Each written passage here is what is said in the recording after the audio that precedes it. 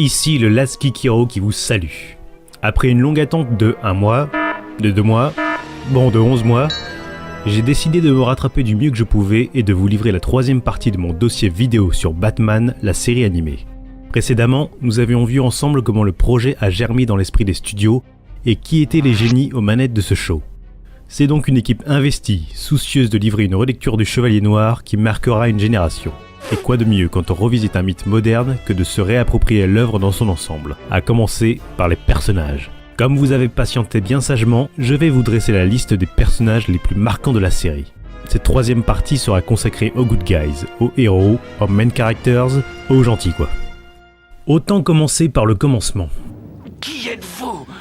Qui je suis, mais je suis votre pire cauchemar. En tant que héros de la série, Bruce Timm et son équipe se devaient d'apporter un soin tout particulier à Batman. C'est une toute nouvelle génération qui découvrait cette série et il fallait que le caractère du personnage soit le plus clairement établi. Évidemment, on n'efface pas impunément plus de 70 ans de comics. Les origines de Batman sont vaguement les mêmes depuis sa création. Le jeune Bruce Wayne, accompagné de ses parents, est témoin du meurtre de ces derniers par un criminel dans une ruelle sombre. Timm et son équipe ont eu la brillante idée de ne pas faire un épisode directement centré sur la mort des parents de Wayne. N'oublions pas que le carton en salle du Batman de Burton était toujours frais dans les mémoires des spectateurs. Donc, pas besoin de raconter ce qui a déjà été raconté. Arrivé dans les années 90, Batman avait déjà eu le droit à de nombreuses réinterprétations. Timm va condenser les influences de Dick Sprang pour le look définitif de Batman, de Neil Adams et Frank Robbins qui ont scellé la nature sombre du héros pour toujours, et Frank Miller pour le côté justicier urbain. Bien sûr, il respectera le concept de vengeur masqué qu'ont créé Bob Kane et Bill Finger. Bruce Timm a bien compris la définition d'un super-héros. Super tout d'abord parce que Batman possède toute une panoplie qui le caractérise. Son costume sombre et effrayant, ses gadgets hyper sophistiqués comme sa batte-ceinture ou ses batte-véhicules, ou ses ordinateurs qui lui permettent de faire avancer son enquête. Et enfin, héros.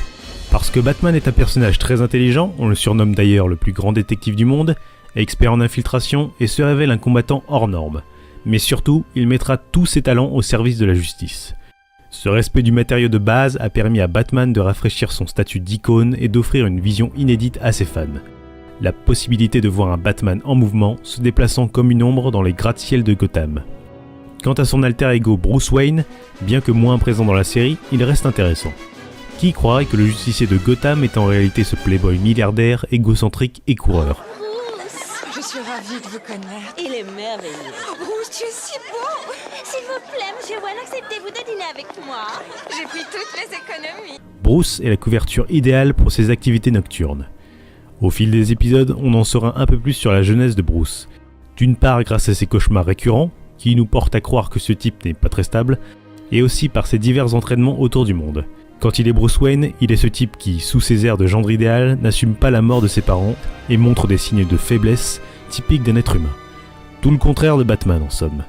Kevin Conroy, le doubleur original de Batman, dira au sujet du personnage « Il est devenu Batman dès l'instant où ses parents sont morts. Batman a besoin de Bruce Wayne pour dissimuler son identité, et Bruce arrive à maintenir l'humanité de Batman. » Il est amusant de constater qu'un personnage aussi névrosé que ce dernier puisse être une icône pour des enfants. Tour à tour héroïque et tragique, le Batman version Bruce Timm nous fait comprendre en quoi le statut d'icône permet à ce genre de personnage de traverser les âges sans perdre sa force d'évocation. À moi les feux de la rampe. Dans le comics d'origine, Robin avait été créé pour que le jeune public puisse s'identifier à ce personnage. Rebelote dans la série en 1993. La Fox insista pour que Timm introduise ce personnage dans la série. Réticent à cette idée, Timm céda, mais ne permit pas à Robin d'être présent dans tous les épisodes. Ce n'est que vers 1994, lorsque la Fox décide de rebaptiser la série sous le nom des aventures de Batman et Robin, que la présence du Boy Wonder devient indispensable. Il faut le comprendre le Timm, Robin faisait figure de simple sidekick, il n'est pas un personnage aussi intéressant que son mentor. C'est oublier la bande de scénaristes qui étaient aux commandes des épisodes. Malgré un passé tragique, Robin et son alter ego Richard Grayson ne sont pas aussi troublés que Batman. Il est aussi bien plus loquace que ce dernier, peut-être un peu trop d'ailleurs. La sécurité dans le métro, c'est pas de la blague. Monsieur, votre permis, je vous prie. Je dois être trop propre, la poubelle n'a pas voulu de moi. Je disais ça pour rire. Cependant, il existe une vraie dynamique relationnelle entre les deux justiciers. Il y a un mélange de respect, d'insolence et d'affection père-fils entre ces deux figures qui rendent crédible leur collaboration. Le meilleur épisode dédié à Robin sera sans doute Robin's Reckoning, un épisode double sur sa genèse. Un épisode très bien construit, entrecoupé de flashbacks, où l'on voit Batman faire office de figure paternelle et un Robin prêt à se détourner du devoir de justice que lui a inculqué son mentor. Robin devra se confronter au dangereux Tony Zuko, le meurtrier de ses parents. On comprend dans cet épisode combien il peut être dur pour Batman et Robin de ne pas franchir la ligne de la vengeance. Cette histoire sera très justement récompensée par un Emmy Award. Au fur et à mesure, Robin aura gagné l'affection des fans. Autre personnage phare de la mythologie Batman, le majordome Alfred Pennyworth est un allié de taille.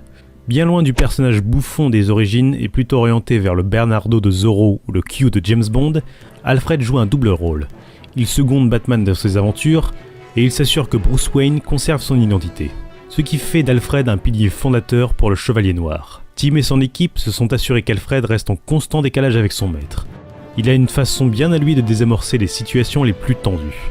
Je vois qu'on vous appelle sur votre ligne privée. Opposé au sérieux de Batman, Alfred amène un peu plus de légèreté à la série. Épaulant son maître dans toutes les épreuves, Alfred sait aussi se montrer d'un grand soutien moral. L'épisode Le Lion et la Licorne, qui lui est dédié, nous en raconte un peu plus sur le passé de ce dernier. Il était un agent secret dans les services britanniques. On peut clairement voir qu'il était un homme d'action et que sa résistance à la torture était des plus remarquables. Alfred reste aussi aux yeux de Bruce comme le dernier vestige vivant de l'existence de ses parents. Personnage arrivant sur le tard et finalement très peu exploité, Barbara Gordon, alias Batgirl, n'est pas non plus le personnage le plus intéressant. La faute incombe aux scénaristes et même à Tim qui n'ont pas creusé plus que cela le personnage. Le résultat donne pourtant un personnage attachant. Lors de sa première apparition, Barbara n'est pas encore Batgirl. Elle est seulement la gentille fille studieuse du commissaire Gordon. Mais elle se distingue déjà par sa témérité et son sens de la déduction. Plus tard, elle aidera Batman et Robin à déjouer les plans de double face. La petite nous dévoile même son faible pour le justicier masqué, ce qui aurait pu donner lieu à un épisode intéressant. Batman contre le détournement de mineurs. Bref, Batgirl deviendra vraiment intéressante dans la seconde version des aventures de Batman. Bien que morts dans la série, les parents de Bruce feront des apparitions fantomatiques, tantôt sous forme de rêves et de cauchemars, tantôt sous la forme d'illusions. Mais leur présence nous donne un indice sur le grand bordel qui se trame dans le cerveau de Bruce Wayne et Batman. Ils apparaissent souvent lorsque ce dernier est en proie au doute, particulièrement sur le bien fondé de sa mission. En ce qui concerne Thomas Wayne, son fils semble être toujours en quête d'une figure paternelle qui pourrait le guider. Son activité nocturne en tant que Batman l'aide à porter le deuil de ses parents, et d'assumer pleinement ses responsabilités et de sacrifier sa vie pour continuer l'œuvre de son père. En gros, le petit garçon qu'est Bruce Wayne laisse place à l'homme, un peu névrosé, qu'est Batman. Oui, Gordon, j'écoute. Quoi? Dans la première ligne de défense, je demande le commissaire Gordon. Figure emblématique de l'autorité de la ville, Jim Gordon est le flic intègre par excellence. Il est respecté par ses coéquipiers et n'hésite pas à prendre leur défense même quand la situation joue en leur défaveur. Pourtant, le commissaire sait qu'en des temps aussi dangereux, il faudra compter sur l'aide de Batman. Une alliance que beaucoup de ses proches contestent. Il existe d'ailleurs une vraie relation de confiance entre les deux hommes. L'épisode I Am the Night, un des meilleurs de la série, nous dévoile un Batman faillible, usé par son combat qu'il juge inutile contre le crime. Suite à une opération policière, le commissaire Gordon sera grièvement blessé. Se tenant pour seul responsable, Batman est prêt à abandonner son rôle de justicier. Mais lorsqu'il le sauvera d'une mort certaine, Gordon lui fera promettre de continuer à combattre le crime. Il est en quelque sorte pour Batman une image paternelle forte, l'adulte dans toute sa droiture, responsable et intègre. Tout le contraire de l'inspecteur Harvey Bullock en somme. Flic ayant été mêlé à des affaires assez louches, Bullock est une sorte de prototype de l'inspecteur Harvey. Un flic qui use de méthodes extrêmes en des temps extrêmes. Grossier, brutal, individualiste et parfois borderline, Bullock voit en Batman un malade aussi dérangé que les criminels qu'il poursuit. Cependant, son personnage va s'épaissir le long de la série. S'épaissir en termes de caractère, entendons-nous bien. Comme Batman, il peut avoir recours à l'intimidation. Il est aussi un très bon enquêteur et peut se vanter d'avoir sa propre galerie de portraits, comme Killer Croc. L'épisode A Bullet for Bullock, ayant reçu l'Emmy Award de la meilleure bande-son, nous en dit plus long sur lui. Un épisode aux influences très jazzy et inspiré par les films noirs du vieil Hollywood. Dans cet épisode, Bullock fera alliance avec Batman pour débusquer le tueur qui veut lui faire la peau. On en saura plus sur son rythme de vie et de sa façon de célébrer les fêtes de famille. Qu'est-ce que tu fais pour le nouvel an? La même chose que j'ai fait pour Noël, ma lessive. Personnage apparu quasi simultanément dans le comics et cette série animée, l'officier René Montoya est la touche féminine à cet environnement masculin, comme le disent Tim et ses collaborateurs. Personnage intègre et déterminé, Montoya aura son heure de gloire dès sa première apparition dans la série. Le magnifique épisode POV, version originale en français, construit autour de 3 points de vue différents, nous montre à quel point elle est déterminée à rendre justice, même après avoir rendu son insigne et son arme de service. Elle aidera Batman à se débarrasser d'un gang grâce à son sens de la déduction. Malgré cela, elle fera des apparitions anecdotiques dans le reste de la série, mais restera un personnage immédiatement reconnaissable pour les fans. Dans leur optique de créer un univers crédible et donc des personnages plus humains, les créateurs de la série vont récupérer des figures comme le maire Hill. S'il était un politicien véreux dans le comics, ici, il est un maire plutôt compétent, bien que parfois ridicule. Le maire devient tout de même un personnage attachant, particulièrement grâce à son côté malchanceux et maladroit. En croisade contre Batman, Hill finira par accepter le héros de Gotham, particulièrement autour de l'épisode où le Joker finit par capturer le fils de ce dernier. On le verra aussi se mesurer à des méchants de gros calibre comme Temple Fugate, le roi du temps, ou bien l'intelligence artificielle Hardak. Au final, il se fera toujours sauver par Batman. Ici Summer Gleason pour le journal régional de Gotham. Voilà un personnage qui aurait gagné à être plus développé dans la série. Sur le papier, la reporter Summer Gleason ressemble assez au personnage qu'interprète Kim Basinger dans le film de Burton. Elle souhaite plus que tout obtenir une interview de Batman et de dévoiler sa véritable identité aux yeux du monde. L'équipe a sûrement dû abandonner cette idée par crainte d'une comparaison avec le film. Au final, elle reste la journaliste phare de Gotham, abonnée au scandale et au potin. L'épisode Day of the Samurai lui offre un rôle plus consistant, mais rien de bien mémorable. Tout le contraire du docteur Leslie Tompkins. Comme Alfred, le docteur Tompkins a connu les parents de Bruce. Il existe donc un lien très fort entre eux. C'est dans l'épisode Rendez-vous dans la rue du crime qu'elle apparaît pour la première fois. Et on peut déjà mesurer la relation qu'entretient Bruce avec elle. C'est elle qui a recueilli Bruce après le meurtre de ses parents. Ce dernier lui fait à ce point confiance qu'elle connaît sa double identité. Bien qu'elle ne semble pas approuver toujours son combat, elle reste un allié fiable.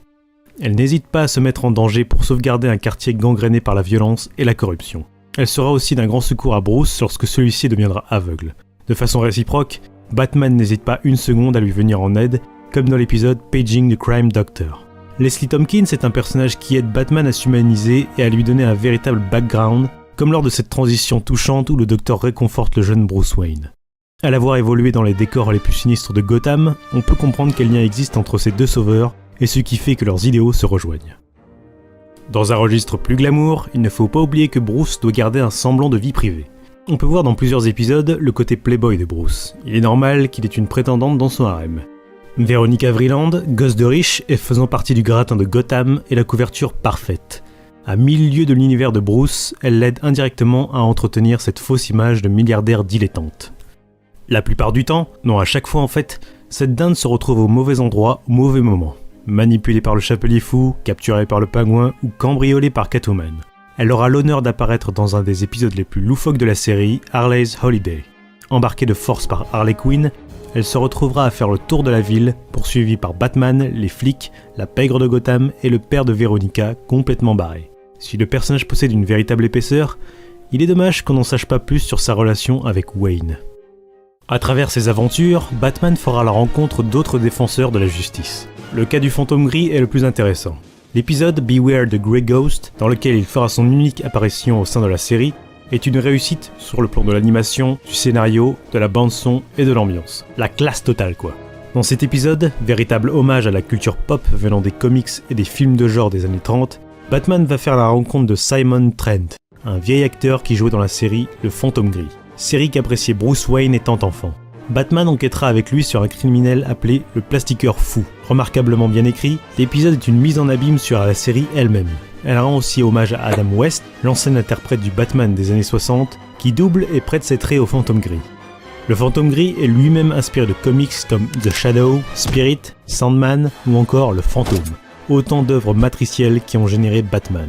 Cet épisode est en quelque sorte un indestructible avant l'heure. Outre ces hommages appuyés, Bruce Timm va prêter ses traits aux méchants, tout comme Brad Bird l'a fait sur son film, en jouant tous les deux des geeks capables de sacrifier leur héros parce qu'ils refusent de grandir. Une brillante réflexion sur l'univers des geeks et sur l'obsession qu'ils portent à leur imaginaire. Batman aura su donc faire le bon choix et faire du Fantôme Gris un modèle plutôt que de conserver égoïstement cette figure mythique comme un jouet dans un musée.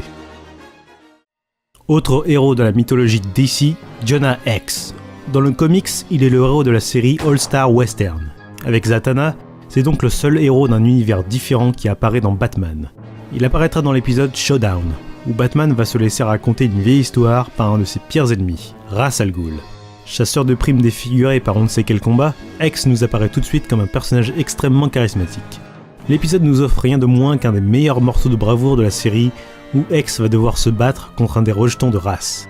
D'ailleurs, l'épisode fait beaucoup penser au final du film Wild Wild West. Bruce Timm insista pour qu'on porte les aventures de ce personnage dans cet épisode, étant un grand fan de Jonah Hex, il lui offre une place de choix. Je deviens trop vieux pour ce genre de vie. Enfin pour finir, la magicienne Zatanna. Apparue dans le comics Hawkman, Zatanna conserve à peu près les mêmes origines dans la série. Fille du puissant magicien Zatara, elle s'entraîne avec Bruce à des tours de magie. Ayant le béguin pour ce dernier, elle garde des sentiments pour lui. Grâce à cet épisode, on en sait un peu plus sur les divers entraînements qu'a suivi Bruce dans sa jeunesse.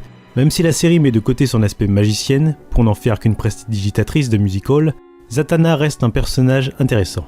D'ailleurs, c'est Paul Dini qui insista cette fois pour la faire apparaître dans la série, sa femme étant elle-même prestidigitatrice. Voilà, c'est tout pour aujourd'hui, la prochaine fois je m'intéresserai aux vilains de Gotham. Sur ce, à la prochaine.